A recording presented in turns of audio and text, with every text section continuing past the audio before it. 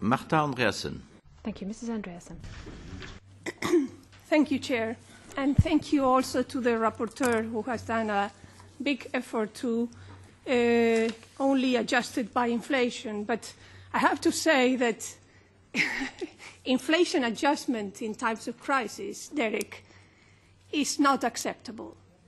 That's why the press in the UK are furious about the increase. It is a real increase in real terms for us, compared to the sacrifices that people are doing in the member states.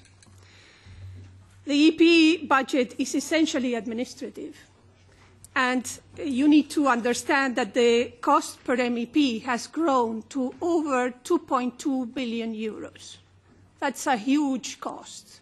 And what is the value added that we propose, that what we produce to justify this 2.2 billion cost?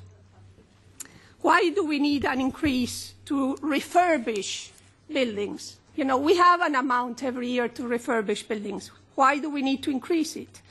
Why do we need to finance political parties? We all are elected to this parliament by our own national parties. Why do we need to finance these political parties here?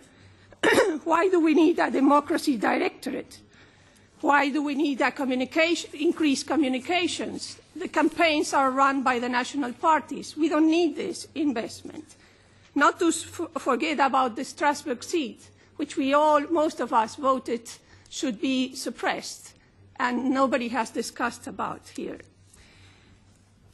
I refer to some comments that were made about the cost of delegations. Well, even if we separate the cost of the translators and whatever, the issue is that there are delegations that have costed the taxpayer, the same taxpayer, between 5,000 and 25,000 euros. That is unacceptable. There is no value that we are producing to spend this amount of money. So don't be surprised that the British press or other member states' press focus on these issues. This is waste of money, bluntly, waste of money. I think it's time to think about reducing the European Parliament budget. We cannot justify the figures we are proposing. And I ask this committee to reflect on this. Thank you.